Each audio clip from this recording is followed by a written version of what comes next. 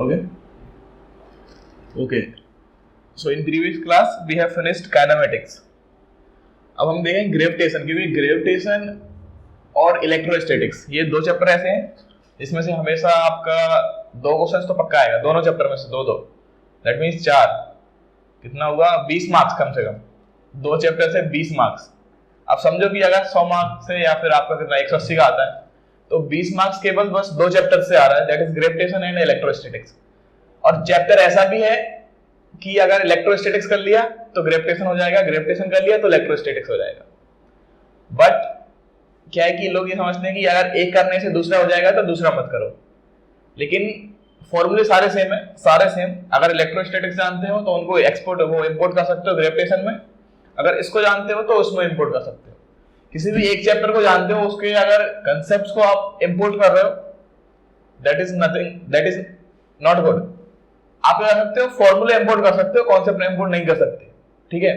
तो हम फॉर्मूले देखेंगे, फॉर्मूले रिलेट करेंगे इलेक्ट्रोस्टैटिक्स से कि इलेक्ट्रोस्टैटिक्स में क्या होता था, सेम उधर चार्जेस थे इधर मासेस रहेंगे, बट हम कंसेप्ट देखेंगे कैसे, मतलब कैसे वो फॉर्मूले आते हैं इसमें और कैसे उसमें, डिफरेंस क्या है।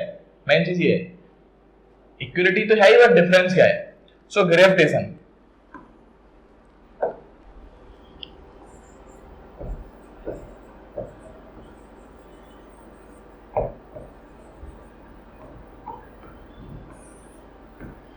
ग्रेविटेशन। सो ग्रेविटेशन में सबसे पहला चीज है कि जो पहली चीज है वो है न्यूटन्स लॉ ऑफ ग्रेविटेशन।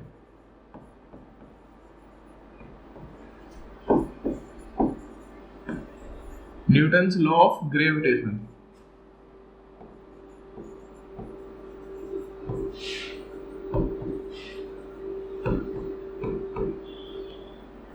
तो न्यूटन ने एक लॉ दिया। न्यूटन ने क्या बोला, न्यूटन ने पहली चीज बोली कि दो मासेस हैं, let suppose it is m1, it is m2। ये दो मासेस हैं, ये कोई डिस्टेंस r पर रखे हैं, ओके। सो दो मासेस हैं, डिस्टेंस r पर रखे हैं। तो न्यूटन ने क्या बोला कि ये दो मासेस हैं, इनके बीच में एक फोर्स होगा, दैट इज ग्रेविटेशनल फोर्स। और उस फोर्स के बारे में क्या बोला कि force is directly proportional to the masses of both. Force is directly proportional to the masses of both.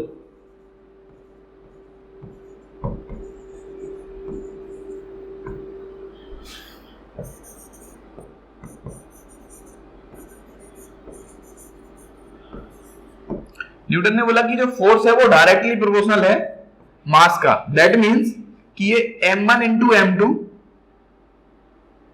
m2 का डायरेक्टली प्रोपोर्शनल है। मतलब अगर मास बढ़ा दें तो फोर्स बढ़ जाएगा। अगर दो हैवी बॉडी ले लें तो उनके बीच में फोर्स ऑफ अट्रैक्शन ज्यादा होगा, lesser than compare than the lower body. So it is directly proportional to the masses. Second उसने क्या बोला, फर्स्ट थिंग उसने बोला कि फोर्स डायरेक्टली प्रोपोर्शनल है मासेस के। सेकंड उसने क्या बोला कि जो फोर्स है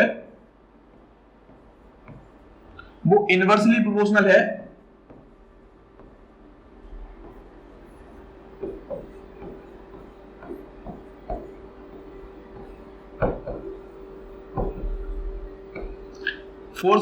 inversely proportional to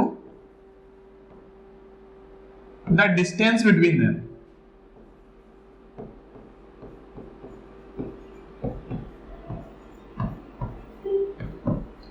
distance between them, जो भी फोर्स है वो इनवर्सली प्रोपोर्शनल है डिस्टेंस बिटवीन देम। तो न्यूटन ने सेकंड को क्या बोला कि फोर्स इनवर्सली प्रोपोर्शनल है distance between them, that means कि force is inversely proportional to the distance between them rather to the square of the distance, to the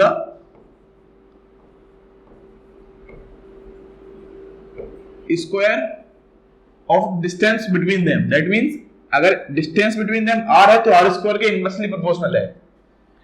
तो दो चीजें न्यूटन ने बोली, तो इससे क्या पता चलता है, एक तो है कि force is directly proportional to m1 m2,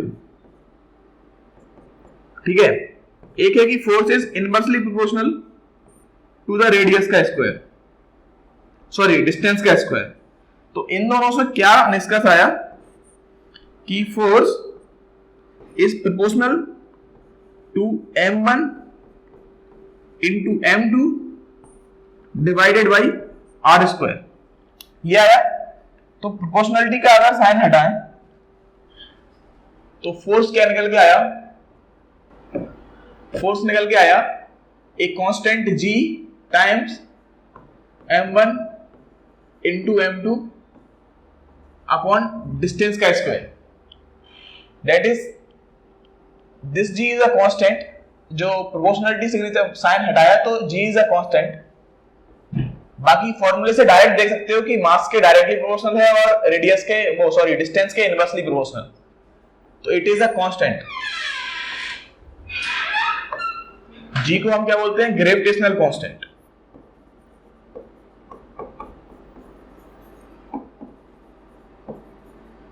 gravitational constant,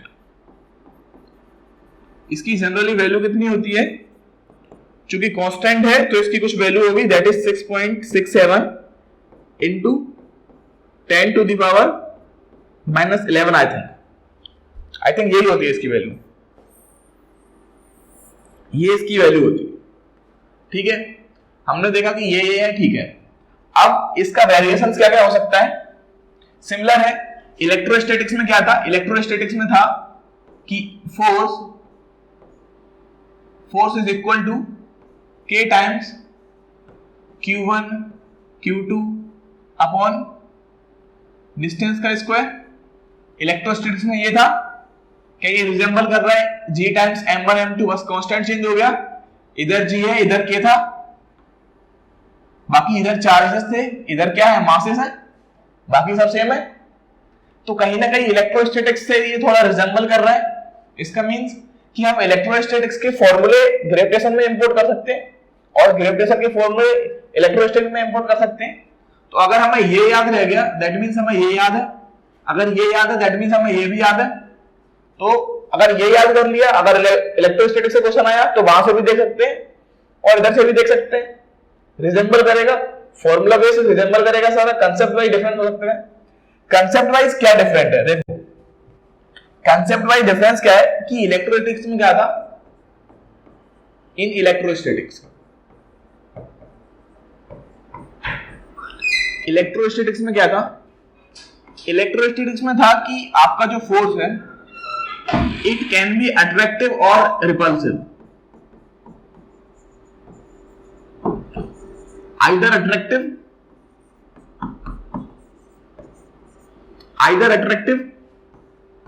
और रिपल्सिव। अट्रैक्टिव भी हो सकता है, रिपल्सिव भी हो सकता है। बट ग्रेविटेशन में क्या है,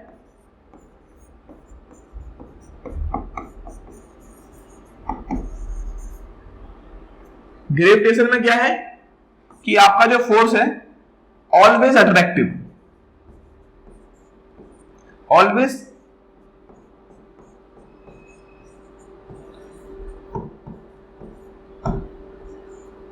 अट्रैक्टिव, ये डिफरेंस है। और ये आपका पीवाईक्यू में पूछा गया है, अगर प्रीवियस ईयर उठाओगे तो उसमें पूछा गया है कि ग्रेविटेशनल फोर्स रिपल्सिव भी हो सकता है क्या, it will be always be attractive. So ये बस डिफरेंस है कि इसमें रिपल्सिव भी हो सकता है, इसमें अट्रैक्टिव हो सकता है, इसमें ऑलवेज अट्रैक्टिव रहेगा। इसमें अगर चार्जेस का साइन चेंज कर रहे हैं तो रिपल्सिव हो जाता था, बट इसमें क्या है, मास को नेगेटिव कैसे कर सकते हो, negative mass doesn't exist. Okay, अगर आप equal to mc square that is Einstein का इक्वेशन पढ़ोगे, उसमें भी एनर्जी में चेंज हो सकता है मास, बट नेगेटिव नहीं हो सकता। If there is negative mass then you can say it will be repulsive और not, but it can not be repulsive. अगर मास है तो बीच में अट्रैक्टिव ही होगा, रिपल्सिव होगा ही नहीं, क्योंकि अगर मास है ये चार्ज के जैसा तो है नहीं कि चार्ज की प्रॉपर्टी थी कि नेगेटिव नेगेटिव रिपेल करेगा, नेगेटिव पॉजिटिव अट्रैक्ट करेगा, तो डिपेंड ऑन द चार्ज। यहां मास क्या है, मास चाहे पॉजिटिव हो नेगेटिव हो, मास तो मास ही है, वो अट्रैक्ट करेगा, ऑलवेज अट्रैक्टिव है, दैट मींस ये ऑलवेज अट्रैक्टिव रहेगा। ठीक है, तो ये पीवाई क्यू पूछा गया है और मोस्टली ये पूछा जाता है कि कैसा फोर्स का नेचर क्या है, नेचर ऑफ फोर्स।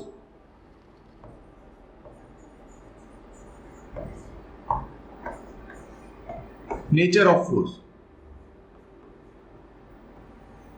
ठीक है, तो ये नेचर है फोर्स का। इलेक्ट्रोस्टैटिक्स में आइदर भी रिपल्सिव हो सकता है, अट्रैक्टिव हो सकता है, बट ग्रेविटेशन में हमेशा अट्रैक्टिव रहेगा। ठीक है, डन। अब इधर आता है कि acceleration due to gravity. What is acceleration due to gravity? तो वो पढ़ने से पहले क्या करते हैं कि इसमें भी सुपरपोजिशन होता है।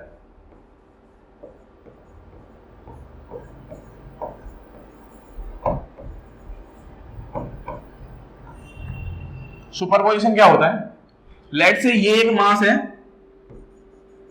m1, ये एक मास है m2, ये एक मास है m3। ठीक है, इनके बीच का डिस्टेंस है लेट से d12, इनके बीच का डिस्टेंस है लेट से d13, इनके बीच का डिस्टेंस है लेट से d23, d12 that means distance between 1 and 2, d13 that means distance between 1 and 3, d23 that means distance between 2 and 3। ठीक है, तो लेट से हमें m1 पर निकालना है।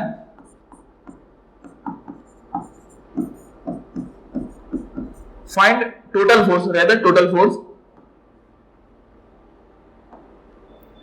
Find total force on m1 due to m2 and m3। तो m1 और m3 की वजह से m2 एंड m3 की वजह से m1 पर कितना फोर्स है, सुपरपोजिशन से निकाल सकते हैं। That is force on 1 equals due to m2, that is force on 1 due to m2 plus force on 1 due to m3। it can be so, अगर डायरेक्ट वैल्यू दी है तो आप फोर्स डायरेक्ट लिख देंगे, अगर डायरेक्ट वैल्यू नहीं दी है that means force हमेशा अट्रैक्टिव है। होगा क्या कि ये क्या करेगा, ये इसको अट्रैक्ट करेगा, फोर्स इधर की तरफ लगेगा, ये इसको अट्रैक्ट करेगा, फोर्स इस पर इधर की तरफ लगेगा, क्योंकि देखा है हमने ऑलवेज अट्रैक्टिव। तो ये क्या होगा, फोर्स 1 ड्यू टू 2, ये क्या होगा, फोर्स ऑन 1 ड्यू टू 3। ये दो ही हमें फाइंड करना है, इसके वजह से और इसके वजह से, दैट इज F12 F13। ठीक है, अब F12 F13 कैसे निकाल सकते हैं? F12 को हम क्या लिख सकते हैं, F12 को लिख सकते हैं G टाइम्स M1 M2, क्योंकि M1 और M2 के बीच में निकालना है, अपॉन डिस्टेंस बिटवीन 1 2 का स्क्वायर, ये लिख सकते हैं हम। ठीक है, सिमिलरली हम क्या लिख सकते हैं, force on 1 due to 3, that is m1। अब m1 m3 के बीच में निकालना है, तो m1 m3 डिस्टेंस क्या है m1 m3 के बीच में, d13, इसका स्क्वायर। इसको रीड करना सीखो, लिखा है कोई भी लिखा है force, let's say force AB, what does it mean?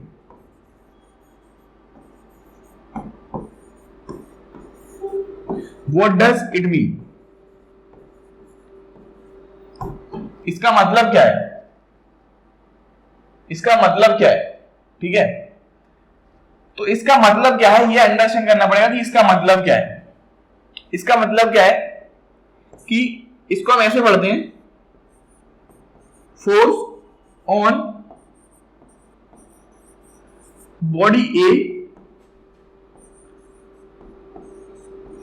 Due to body B। Body A के वजह से बॉडी B पे कितना फोर्स है, ऑलवेज। तो force on body A due to body B, that is FAB।